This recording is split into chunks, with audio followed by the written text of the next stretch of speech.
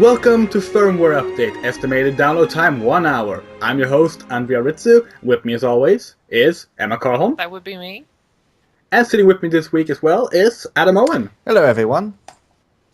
Hello. This will be the new news podcast for BostonUnion.com.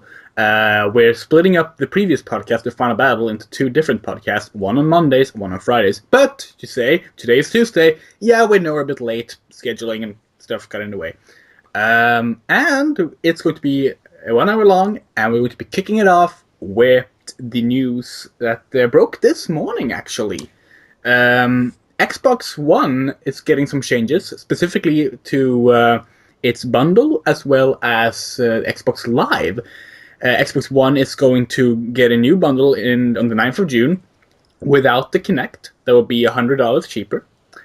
And that's a pretty massive change, seeing as just a couple months ago, the idea of separating the Xbox One from the Kinect was, well, impossible, according to Microsoft themselves. But I don't know, what do you guys think? Well, they've sort of described a lot of things as impossible at this point, and anyone who fully believed that at this point was clearly fooling themselves. And I think it was always a case that they just wanted Kinect to be a thing, and it wasn't. I mean, sorry. Well, you can always count on Microsoft to do the impossible, right? They've done so several times by now. They managed to. They've taken. Sorry. Go ahead. I actually have a statement from Phil Harrison from I believe this is August last year. Regarding a Kinect, fans asking for a Kinect-free Xbox One bundle, stating, Xbox One is Kinect. They are not separate systems. And Xbox One has chips, it has memories, it has Blu-ray, it has Kinect, it has a controller. These are all part of the platform ecosystem. August last year. One thing I was thinking of while you were reading that was, what excuse does Nintendo have now? You mean with the gamepad? I'm waiting to see what they think about, like, will they announce at E3 or something that they're going to release Gamepad 3? I mean, it's possible, but I think we first need to see if this will work for Microsoft. If it does, then I could see Nintendo maybe going out of the way to do a Gamepad-free Wii U. But at the same time, I don't think the cost is as big of an issue for the Wii U as it was for the Xbox One. Well, I think the thing is, it's already worked wonders for the other console, the PlayStation 4, where the camera was supposed to be a packing thing, wasn't it?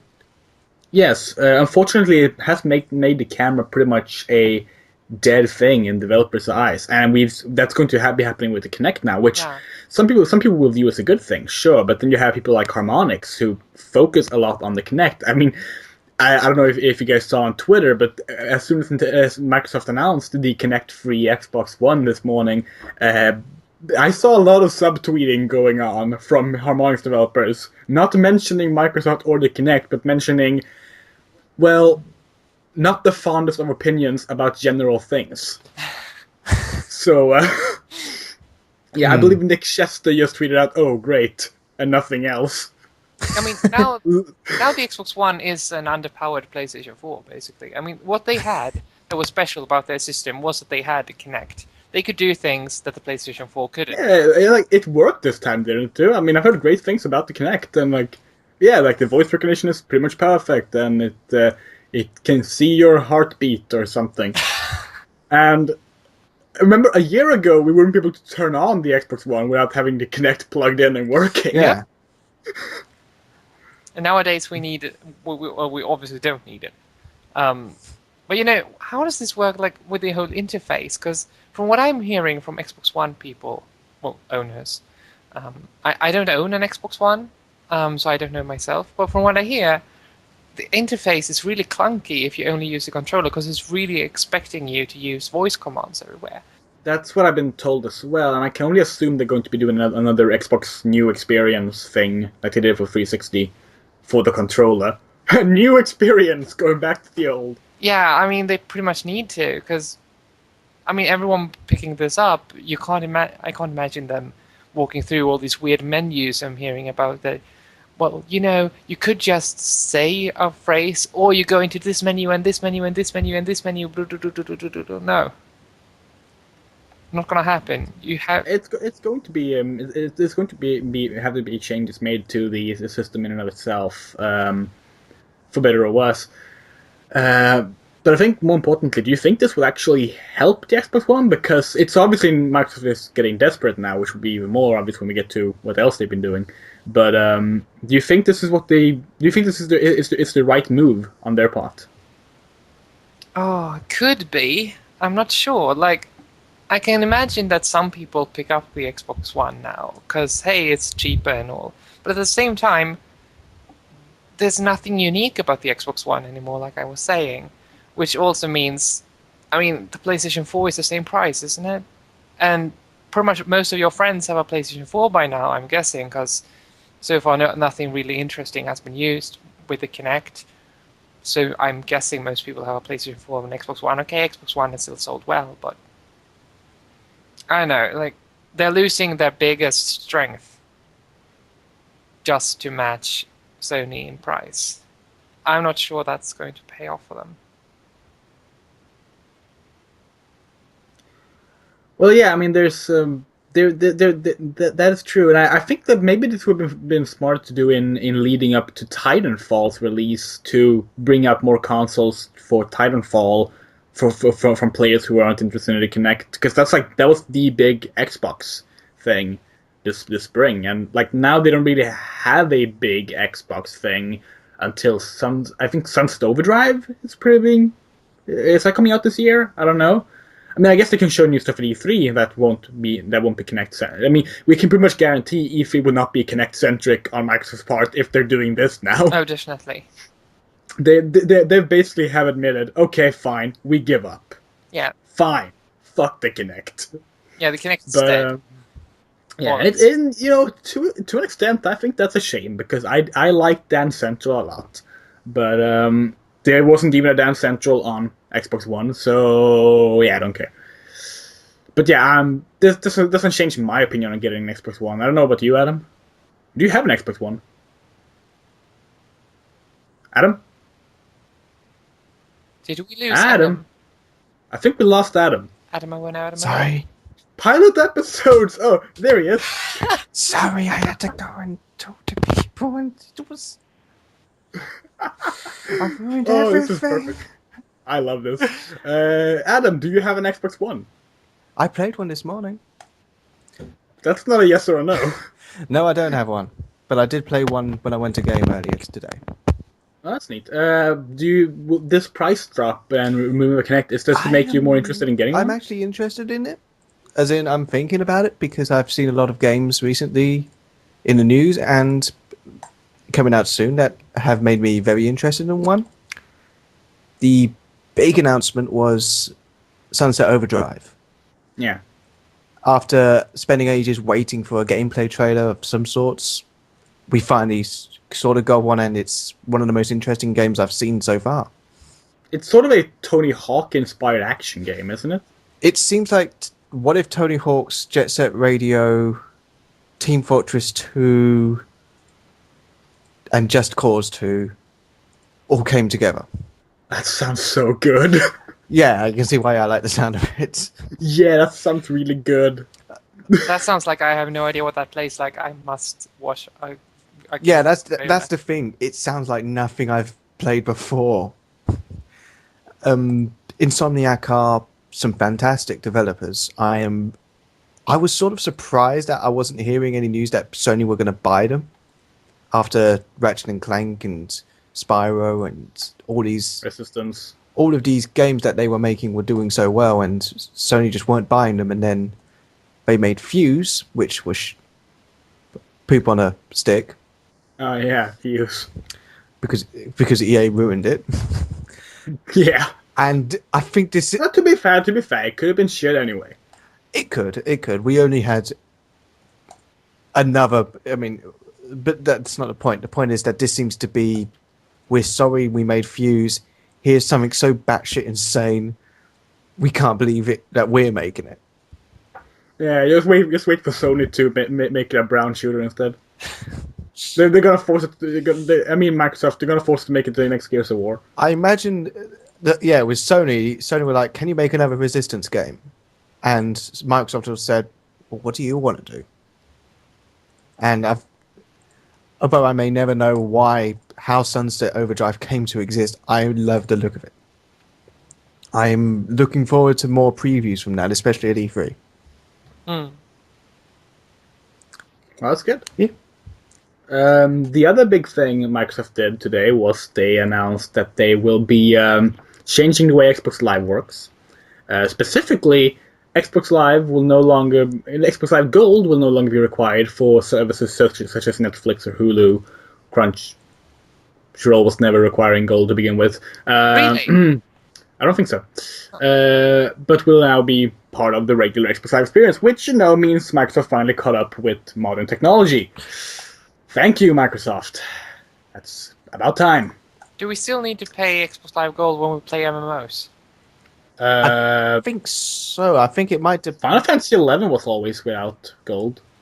Okay. I think with Elder Scrolls Online, they said that you'd still have to have a gold membership. Oh yeah, but you're assuming that game won't be cancelled for consoles. But yeah, I'm pretty sure 11. I'm gonna take down my box and check right now. One thing I'm thinking of is that I'll wait for Elder Scrolls Online: A Realm Reborn. Yeah, that's what I said too. Let's see. I'm trying to find information about the Xbox Live Gold requirement.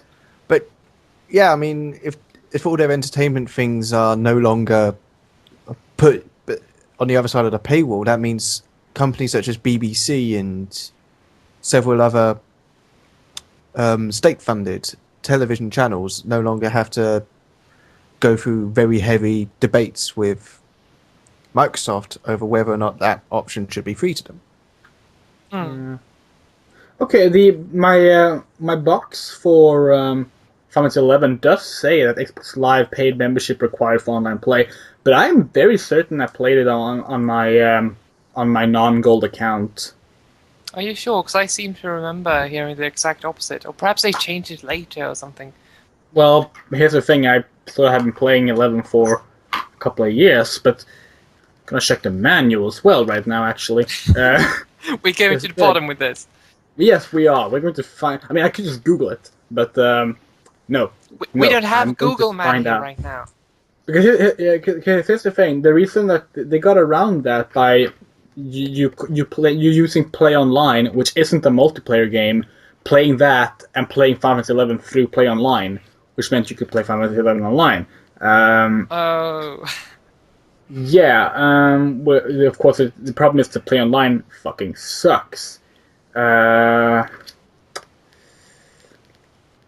say. Okay, services and fees. It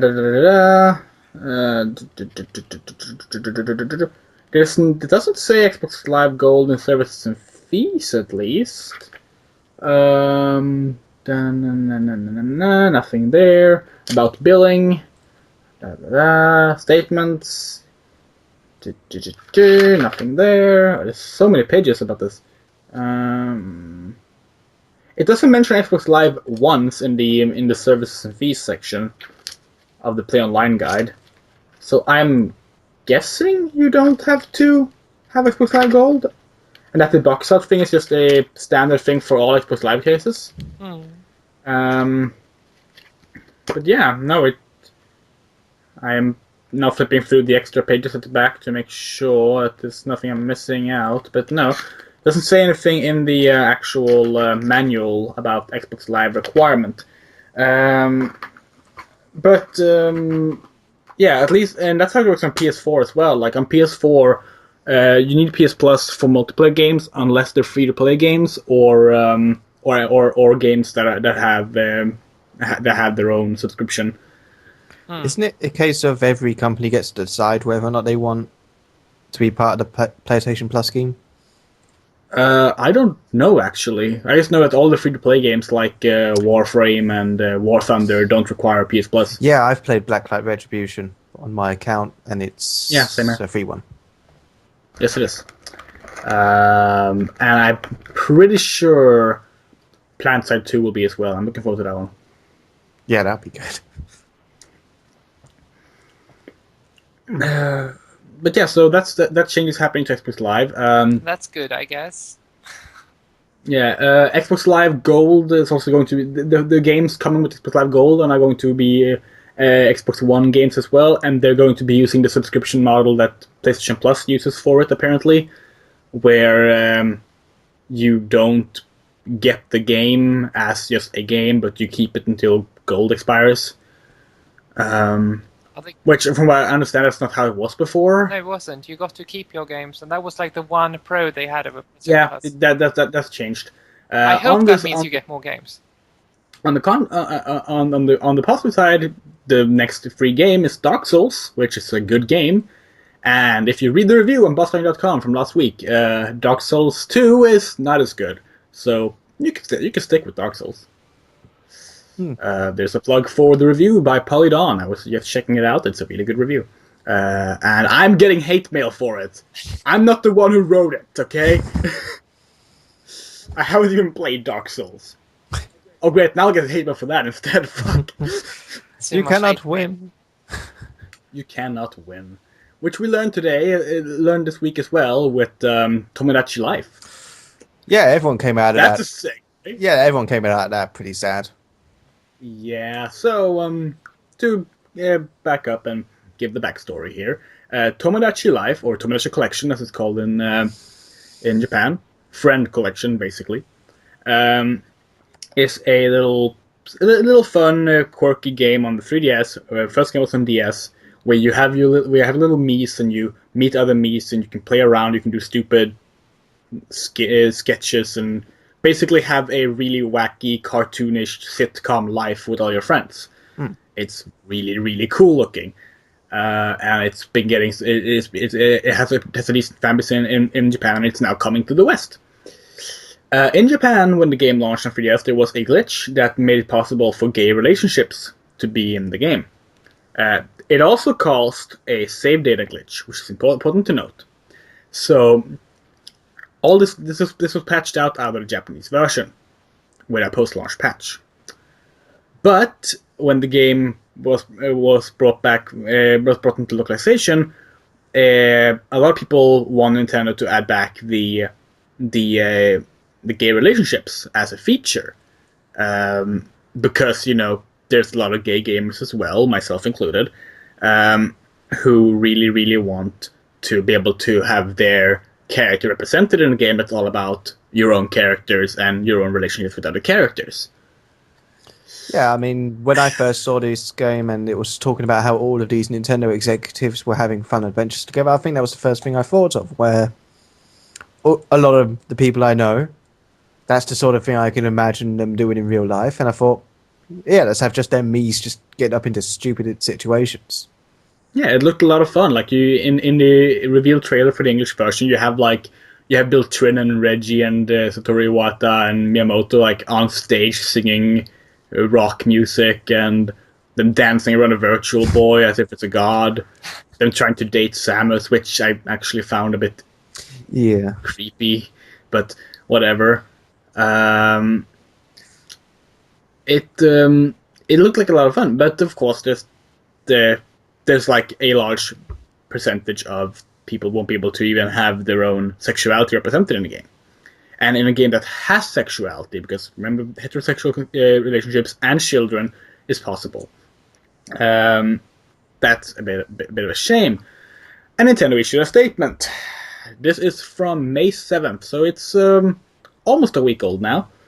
Nintendo stating, Nintendo never intended to make any form of social commentary with the launch of Tomodachi Life. The relationship options in the game represent a playful alternate world rather than a real-life simulation. We hope that all of our fans will see that Tomodachi Life was intended to be a whimsical and quirky game, and that we were absolutely not trying to provide social commentary. Well, you just have. Yeah. I think thoughts? The thing is, it's sort of the equivalent of a Tumblr post on an article about Grand Theft Auto 5 saying, why can't you just focus on the game? wants to ignore a very glaring issue, a very hurtful issue that is going to affect a lot of people, and it basically says that's not important. Yeah, let's not even start with the part that we didn't intend to make any form of social commentary while we're sitting here stating that gay, including gay things in our whimsical game would be social commentary. Yeah, because straight things totally aren't. I think that's the whole thing that confuses me. This is the sort of thing that any regular PR representative for any large company, because as Nintendo is a large company, they will just look at this statement and say, "Are you shitting me? No, you don't say something like that. That's going to immediately get onto every news station, and the main subject of the matter would be Nintendo is bigoted."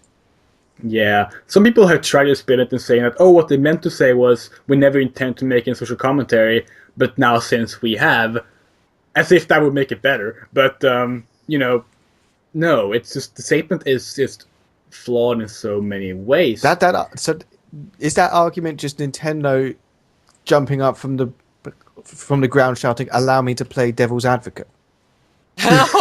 Not all Nintendo fans! Allow me to play devil's advocate. Hoo-ha!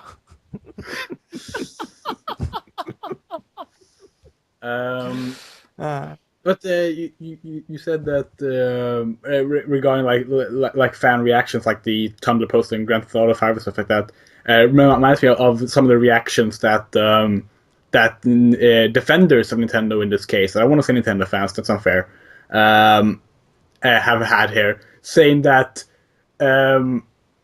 gay people. First of all, there's you should be happy you get the game in the first place, which, yeah, fuck you. So the second one, which this one infuriated me greatly, is I've seen so many people post about gay people can just role play as straight people in the game. Oh, it's good that choice has been made for them. Well, it's not so much a choice, more of a insistence, as in, well, I guess we're going to have to roleplay because that's the only option we have. Yeah, it's such a bad argument, especially when I've been following this thread on NeoGAF for the last few days now, which is about the writer of Far Cry 3 Blood Dragon.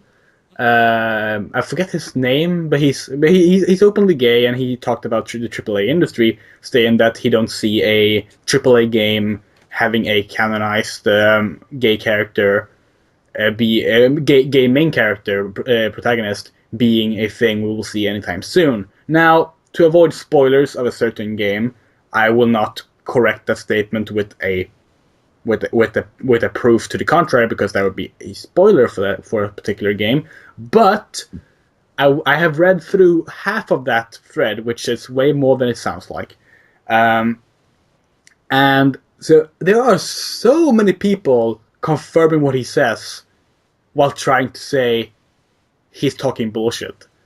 Because there are so many straight people saying that if the main character of the next insert any major franchise was gay, I don't think I would buy the game. It would weird me out knowing I was playing as a gay person when I'm not one. Oh wow. So it's okay for gay people to roleplay as straight people in a game about personal relationships, but you role-playing as a gay character in a game with a set narrative, no, can't have that. Well, that's sort of the same argument people have been using against having female main characters, because there's this idea of what a typical main character is, and that typical main character is male, straight, and white, and they believe that any difference in any of those areas is going to confuse people. Yeah. And it's the same thing happened. There was a game called Faith on a 45, which was cancelled, which looked pretty cool. Pretty cool. It was a third-person shooter set in the Western, where the main character was a man and a woman. It was a co-op shooter, and the way you revived your partner when they were down was you would kiss them, because they were lovers. And executives had an issue with this, because it meant that if two men were playing the game, one of them would be kissing the other man. Did they How do they phrase that? Because that sounds like the moment they see it, suddenly the two guys playing the game immediately are attracted to each other. I assume so. I don't know. It's hilarious. But to be fair, Nintendo did issue out a second statement 2 days later because Yeah, they kind of had to. they had to, and they stated the following. This is from their official news post. We are committed to fun and entertainment for everyone on their own website, which does not appear if you go to their news items, but if you search for it, you can find it. So yeah, thanks Nintendo. We apologize for disappointing many people by failing to include same-sex relationships in Tomodachi Life. Unfortunately, it is not possible for us to change the game's design, and such a significant development change can't be accomplished with a post-ship patch. At Nintendo, dedication has always meant going beyond the games to promote a sense of community and to share a spirit of fun and joy. We are committed to advancing our long-time company values for fun and entertainment for everyone, and we pledge that if we create a next installment in the Tomodachi series, we will strive to design a gameplay experience from the ground up that is more inclusive and better represents all players. Better? This should have been what they said the first time round. Yes, it should have been. Definitely. It also doesn't excuse everything that they've been accused of, but it at least sounds like a PR fluff piece that. Yeah, and I mean, let's dissect this into piece by piece. First of all, we apologize for disappointing many people by failing to include same-sex relationship in Tomodachi Life. Just starting with that and admitting a disappointment makes me happy because Nintendo is acknowledging same-sex relationships from the get-go, right there, as something that there was a bad thing we didn't do this. Yeah, they apologize. And Nintendo, that's not a social commentary. Do you see that? You're not stating about this being a social commentary here, but yeah, good. Fortunately, not possible for us to change this game's design, and such a significant development change can't be accomplished with a post-ship patch. I call bullshit. I'm not too well versed in programming, but I know a bit of it. I am a developer after all, and I know plenty of actual, really in-depth developers who also call this bullshit. So that's complete bullshit, but fine. At Nintendo, dedication was always been meant going beyond the game's more sense of community and to share a spirit of fun and joy. Good. We are committed to advance the long-term company values of fun and entertainment for everyone. We pledge that if we create a next installment in the Tomodachi series, note the F, we will strive to design a gameplay experience from the ground up that is more inclusive and better represents all players. Now, this piece I have some issues with.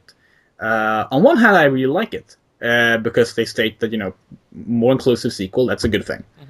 But first of all, people have read into this saying Nintendo promises same-sex relationships in a sequel. No, they didn't. They never said that. They said an experience that's more inclusive. That doesn't necessarily. I mean, it's good to assume that they mean that because of the topic of discussion. But this is also a company promise from a PR person. If they wanted to specifically promise that, they could have easily specifically promised that. Instead, they made it as vague as possible. Yeah, so they could basically yank romantic relationships out of there, and look, it's inclusive. Exactly. Yeah.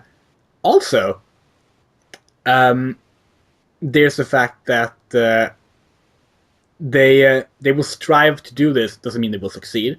And also, it's a company promise, which are always empty until they actually fulfill them. And we pledge that if we create a next installment, granted this is a second installment, so they've done that once before, but we don't know if there's going to be a second one, and then we don't know if it's going to be localized, which means we have to buy this first one and make sure that one gets popular, which means we basically have to give Nintendo money before they have shown they're committed to us. I don't like that. This is like Kickstarter squared. Yeah, exactly. I don't like that. But it's a way better statement, and I'm glad Nintendo acknowledged it in a much better way. Yeah, because no homo, no bi. I'm not getting the first one. I'm not getting it just to support them in maybe making a second one. They want my money. They're making a second one, and they have gay relationships in there. Yeah, the moment I see that, I will pre-order that game. Yeah, definitely. Plus, I think the game is already pretty popular in Japan. Yeah. A sequel is probably to be assumed, but let's face it. If the sequel won't be launching outside of Japan, I don't think they will care much because, speaking, of course, as someone who doesn't live in Japan, this is all is speculation, but it's speculation based on what people in Japan have told me. So take it with a grain of salt, but whatever. Japan, when it comes to homosexuality, they tend to be socially more accepting, and like if someone comes out as gay, it's not as big of a risk that they'll be receiving like hate and stuff like that. But when it comes to politics or just representation, they're actually kind of worse than the West in a lot of ways. Probably always. Like this, of course, there's no gay marriage outside of Disneyland. But that's unofficial. But yeah, Disneyland and Tokyo will wed gay couples unofficially. That's kind of fun. Are all weddings there unofficial though? I don't think so. But they can't legally wed gay people. But they actually do have like entire ceremonies that go through everything that the straight ceremonies do for gay people at Disneyland. So with that said, I don't think that this thing was as big of a deal in Japan. So let's say that this game doesn't sell that well in Europe and in North America, and the sequel is made, and they have no intent of bringing it here. They will probably just ignore it anyway. Yeah. Unfortunately. I also kind of worried Nintendo of Europe hasn't made any statements, from what I know. Well, that's probably a good thing, where mum's the word, and no news is good news as long as it's them. True. But yeah, and this Too Much Life thing got me thinking a lot about this recently, and how I as a gay person want to see more representation of male sexuality in games. And I have sort of decided that in games where it's about creating yourself and having your own personal relationships, I am sort of not going to buy any more games that don't support the same-sex options. Which means no more Harvest Moon games for me until they start adding that back in, which is going to be sad because I really like Harvest Moon, but I will try to stick by that as some sort of worthless protest. Actually, fun fact for those who don't know, Harvest Moon DS Cute, Japanese version, you can actually have the same relationships you have with men as a girl with other women. It's called the best friend option, but it gives you the same benefits and the same all the exact same things that having a husband does. So it's essentially you being a lesbian in that game. Was taken out of North American localization, and that's a shame, especially the way they did it, because you can still flirt your way up with the girl, and then she will just reject you. That's terrific. So that's kind of awful. But yeah, that's the only Harvest Moon game with gay content. So now you know that. That's fun. It's especially annoying in Tomodachi Life because, it's one thing in a game with a set narrative, but Tomodachi Life doesn't have a narrative. It's dynamically generated. Things just happen, and there's no script to it. You play the game, and the content is generated as you play. And there's really no reason not to allow same-sex couples there. Or anything, really. I mean, there's literally no difference in the scene whether it's a same-sex scene or a straight scene. There's no dialogue differences because it's not a set narrative. It's just not allowing certain polygons to bump into each other. Yep. I also think that if The Sims can do it, and The Sims did it first, I think in a really big way. The Sims did it. But yeah, The Sims, aka one of the most popular and well-known and influential life simulation games out there.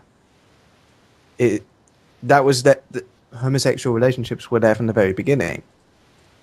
Yeah, I think even crappy The Sims knockoffs. Didn't singles allow for gay relationships as well? Singles sucked. I think it did.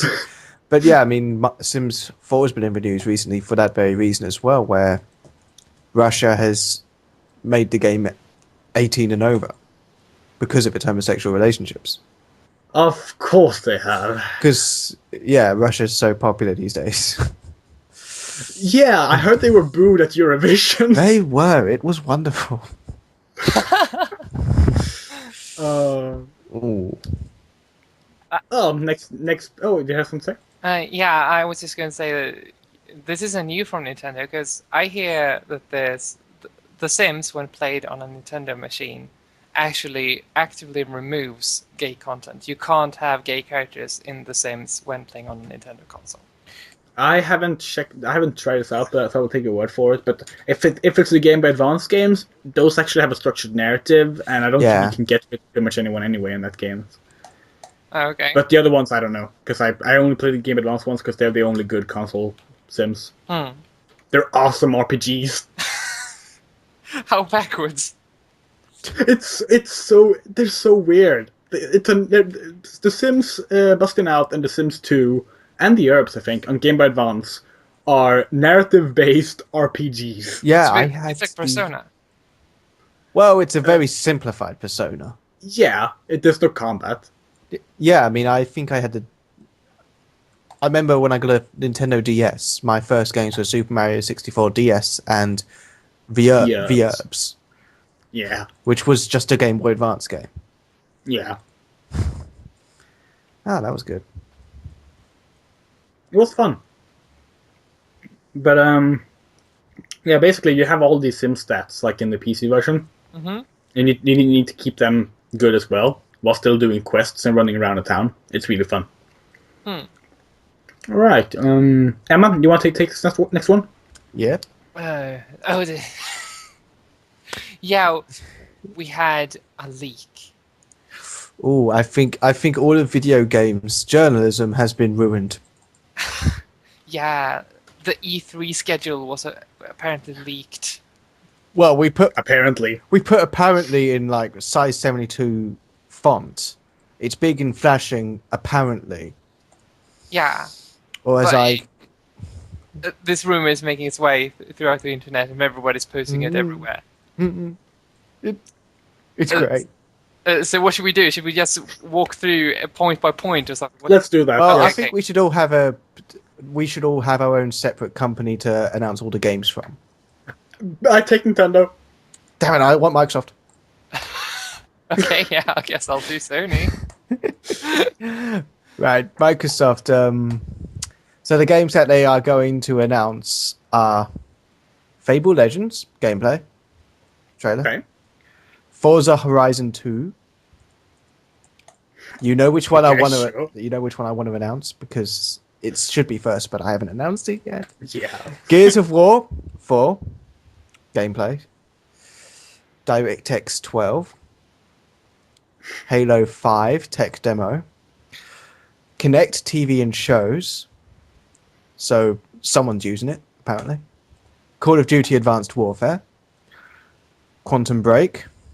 Star Wars Battlefront 3 gameplay footage, Titanfall DLC, and my particular favorite from this list, Beyond Good and Evil 2 gameplay.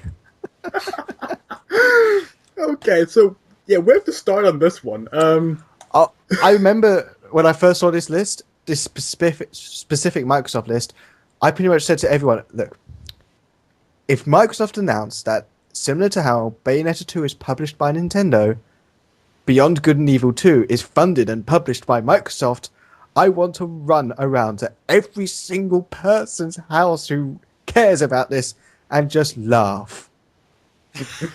I will laugh for a good 2 hours at each house. And they will say, but I wanted to play this on PS4, and I'll just laugh. And they will learn that there is no joy in this world. Yeah, pretty much. Pretty much. And that some men just want to watch the world burn. Like, Beyond Good and Evil 2, first of all, if Ubisoft are going to reveal that, they will be revealing it on their own press conference, which is the day after Microsoft's. To be fair, they didn't show that.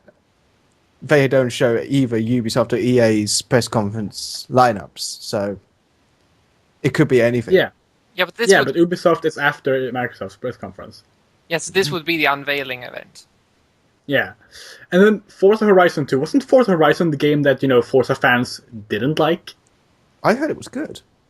I heard it was good too, but I heard like people that were fans of the series were really pissed off with it. But I don't know. Yeah, because it's kind of arcadey, isn't it? Yeah, it's different, at least. Gears of War 4, I don't think they would call it Gears of War 4. I think they would call it Gears of War subtitle. Same thing with Halo 5. They were going to call that Halo 5. They just called it Halo 5 when they showed it a year ago. Yeah, a couple on there do seem likely, as in, I guess they are going to announce Titanfall DLC stuff. Yeah. They are probably going to show some Quantum Break stuff. Yeah, I mean, I would be more interested in some D4 footage, because... Oh, right, that's the one game that I love the look of. And yes, they are going to show a Fable game, because, well, why not? Yeah, I don't think they're going to show Battlefront 3 because it's been in development for less than a year, and they're not going to call it Battlefront 3. Yeah, definitely. EA wouldn't put a 3 on it because they didn't make the first two. They are going to make it a reboot. That's what's going to happen. Yep. And I don't think they're going to be calling it Battlefront because it's going to conflict with Battlefield. No, they already called it Battlefront when they announced it last E3. Oh, really? Yeah. Battlefront's such a well-known name for it as well that I think people could recognize the difference. Yeah. Yeah, okay, so... First of all, a lightsaber's there. And Battlefront lightsabers.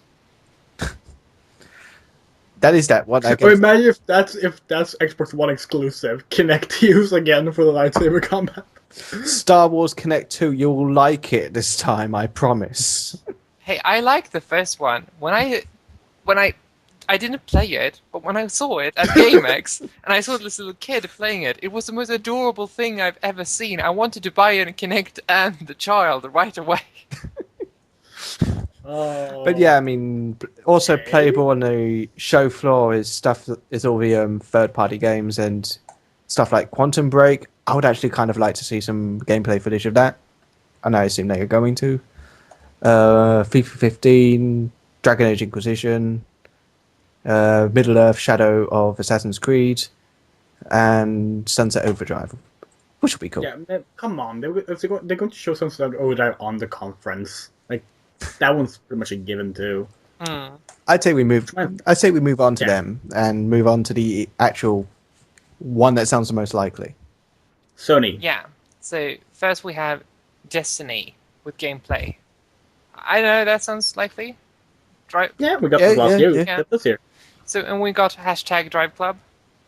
Yeah. And I mean, yeah, why not? God of War 4, a CGI trailer. Perhaps it wouldn't be called God of War 4, but I could see a God of War happening. Indie games trailer, like a trailer for indie games in general.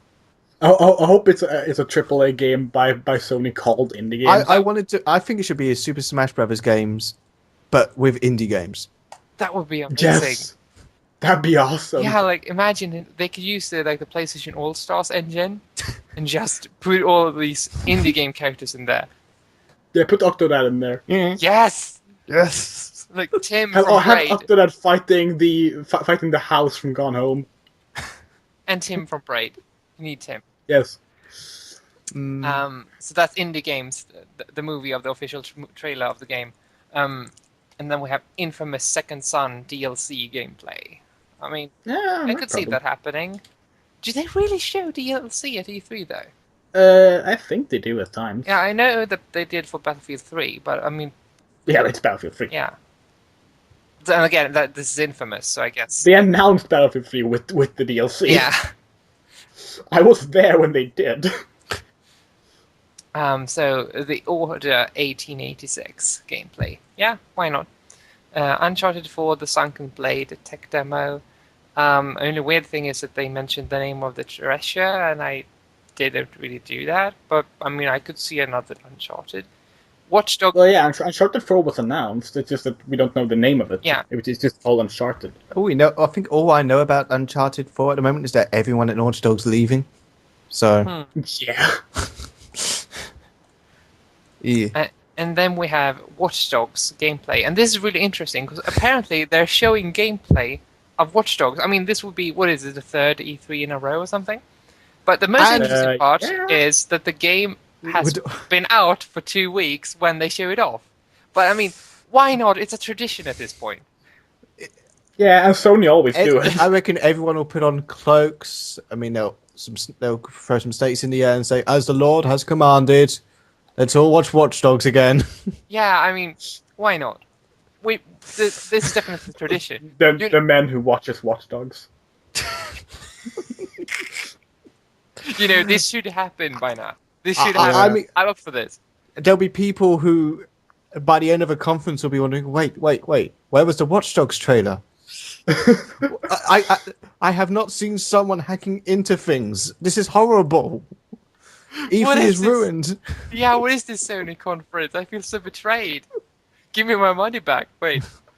I was surprised at the lack of The Witness on this list. Well, that's indie games. Oh yeah, right, that's true. Yeah. Indie games is such an easy one to say because, well, just put them all under that. Yeah.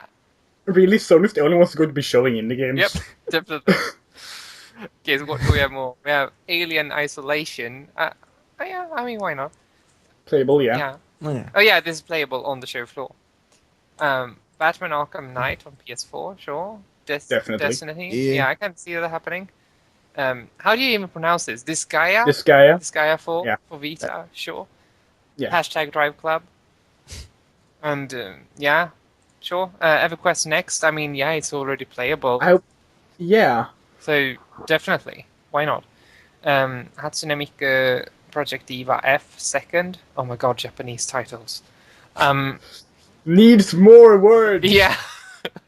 Project Diva F second. And the F stands for future, I think. Okay. I'm not certain. I think it's future. Well, yeah, okay, why not? That should be another subtitle it has for no reason. Project Diva F. Hatsune Miku Project Diva F second future. Oh. 2. Version 2. The F stands for future. Deluxe. Yeah, I mean, it wasn't that long ago that I was going through my Steam list, and I was like, oh yeah, there's a Naruto game out on Steam now. What's this? Oh, Naruto Shippuden Ultimate Ninja Storm 3 Full Burst. It's like, do you need all those words in there? Did they announce another? No, I don't think it has enough. 2 weeks ago. I don't think it has enough. It needs a Steam edition at the end of it. Oh yeah, that's right. Capcom style. Anyway, so next one on the list is Lords of the Fallen for PS4. Sure, natural. That sounds like a free-to-play Steam Greenlight game. Yeah, I was hoping that this was actually a game that was announced and that I had just forgotten about it. But hey, whatever. I guess it isn't. Yeah. Natural Doctrine. That sounds like a 1999 Steam Greenlight game. Yeah. I'm looking at it now. Tactical role-playing game by NIS America. Oh no! Wait, no, it's that game. Oh, never mind. Yeah, I'm shutting up. That I know what that is. Oh, so that's actually a good game. It might be. Okay. I'm interested in it. And then we have PlanetSide 2. Why not? The Order 1886, sure. Ultra Street Fighter 4, yeah, I would pretty much assume that it's playable if they show off anything related to Ultra Street Fighter 4. Considering it's... It'd be weird if they didn't. Yeah, I mean, it's out in Japan, so why not? And Watch Dogs is playable. Yeah, you know why it's playable? It's available on disc. I hope they just have, like, just a guy coming in who bought it that morning, coming in with his TV and PS4 playing it. That would be awesome. It'll be the one queue at E3 that isn't completely full because everyone's already played it already for review and stuff. Yeah. Yeah. Maybe all the other games suck and like, we need a good game. Yeah. Yeah, because indie games ain't cutting it. Of course, now we're treating this list as if it's true, which, as we'll soon discover again, it's not. Yes, yeah, but this section is actually somewhat plausible, aside from Watch Dogs. Yeah, this is probably the best one if you're looking for something that's actually going to happen, but it would still, all of this has I said take a hint of salt with all of these, and then I thought, wait, no, a bigger hint of salt, more like a ginormous chunk of salt. Yeah, so... Yeah, we're moving on to Nintendo. Nintendo, in the Nintendo Treehouse, they will have playable, because they don't have press conference, this will be all their playable games. Bayonetta 2, yeah, that's a given. Hyrule Warriors, also a given. Mario Kart 8 that would also will be out by then, but maybe yeah, they've probably. discovered DLC and how that works in time. Maybe. Monster Hunter 4 Ultimate, yeah, probably. Pokken Fighters for Wii U. Wait, is that an actual thing? I have no idea what this is. The Pokemon Company, I just googled it. The Pokemon Company have already trademarked it. Maybe it's going to be one of their... This is like a Pokemon fighting game. Fighting game? I imagine it's going to be one of Nintendo's Skylanders attempts. Oh, yeah, probably. Which reminds me, there's no Mario game on this list, which already... Well, we'll be good at that. Sonic Boom. Yeah, probably. Super Smash Bros. U. That's not what it's called. Super Smash Bros. 3D. That's not what it's called. Fear the Rhythm, Final Fantasy, Curtain Call. That sounds about right. Probably, but wouldn't that be in Square Enix's own spoof? No, you never know. I mean, maybe they're publishing it for certain audiences. The Legend of Zelda, Shard of Nightmare. Mare spelled like M-A-I-R-E.